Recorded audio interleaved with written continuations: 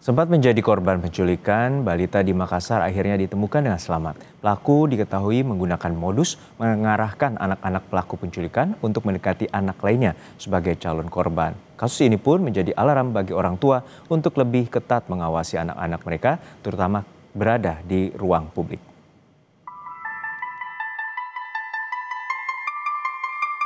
Kisah panjang menemukan kembali balita B asal Makassar yang sempat diculik berakhir manis.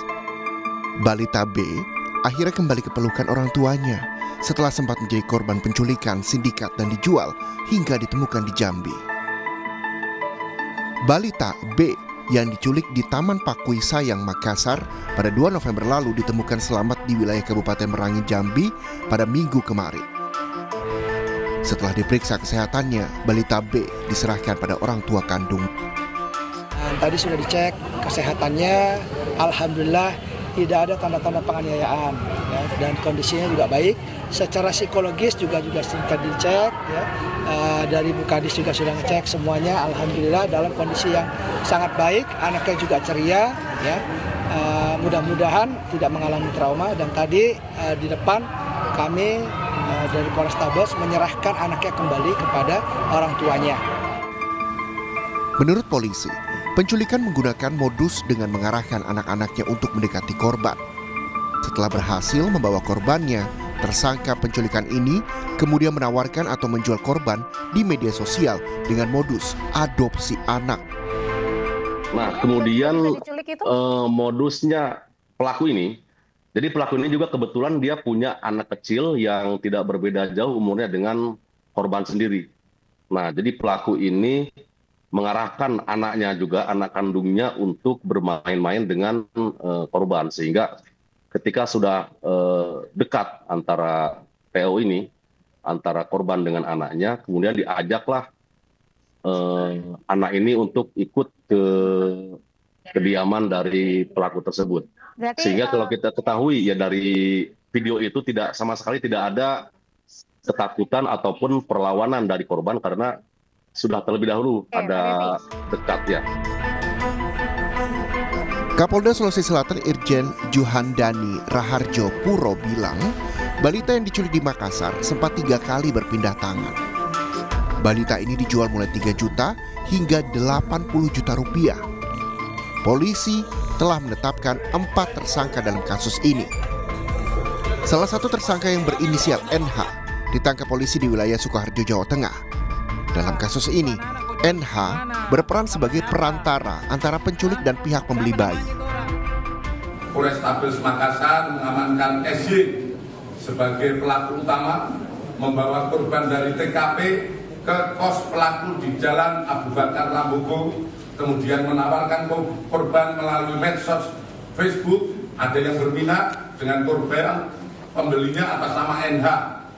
Hasil pengakuan asal dari Jakarta dan datang ke Makassar untuk membawa korban dengan transaksi sebesar 3 juta rupiah di kos pelaku. Kemudian korban dibawa NH ke Jambi, transit di Jakarta, dan menjual kepada AS dan MA, pengakuan NH sebagai keluarga di Jambi, sebesar 15 juta rupiah dengan dalih membantu keluarga yang 9 tahun belum punya anak. Kemudian AS dan MA mengaku membeli korban dari NH sebesar 30 juta dan menjual kembali kepada kelompok salah satu suku di Jambi seharga 80 juta.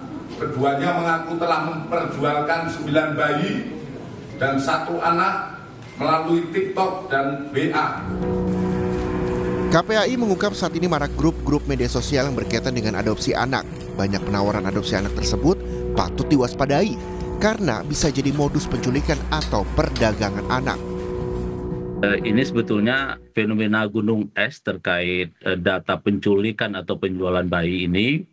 Dan per setengah jam yang lalu Mas Ihsan saya coba searching di Facebook ya.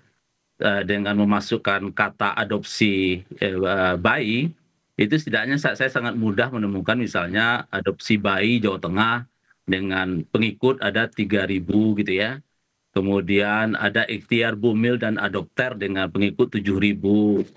Kemudian ada adopsi bayi wilayah Tangerang dengan pengikut 2.000. Jadi memang modus dan model penculikan atau penjualan bayi ini memang terus berkembang ya. Sementara kriminolog Universitas Indonesia, Hanifah Hasna menilai kebutuhan ekonomi yang didukung adanya kesempatan menjadi faktor di balik maraknya kasus penculikan anak yang terorganisir oleh sindikat. Masih besarnya pasar perdagangan anak membuat sindikat beroperasi secara masif. Menurut Hanifah, penculikan anak oleh sindikat ini umumnya dilatar belakangi oleh adanya kebutuhan adopsi secara ilegal hingga eksploitasi anak. Kenapa kasus penculikan ini marak? Sebetulnya kembali lagi bahwa kebutuhan masyarakat saat ini adalah kebutuhan uang. Tapi faktor keuangan ini atau finansial ini bukan menjadi faktor yang utama. Ada beberapa faktor yang lain, antara lain kesempatan. Jadi ketika pelaku melihat ada kesempatan untuk mengambil anak ini, dengan melihat beberapa orang atau orang tua itu mengabaikan anak-anak yang berada di ruang publik, ini menjadi faktor opportunity yang digunakan untuk pelaku untuk melakukan penculikan. Yang kedua, adanya pasar gelap yang dianggap sangat menguntungkan. Jadi mereka tidak perlu melakukan perdagangan secara offline, tapi mereka hanya melakukan penawaran secara online. Dan ini sudah ada semuanya, baik dari perekrutan, penampungan, sampai ke transaksi penjualan. Tidak pernah selesai karena yang tertangkap itu selalu di ujung tombak atau perekrut, bukan otaknya. Ketika ini bukan otaknya, berarti pola kejahatan dan pola sindikat ini tetap saja akan terjadi. Langkah cepat polisi membongkar kasus penculikan anak di Makassar patut diapresiasi. Namun pengusutan tuntas jaringan perdagangan anak lintas daerah masih jadi PR kepolisian dan orang tua diminta lebih waspada mengawasi buah hati mereka. Tim Liputan, Kompas TV.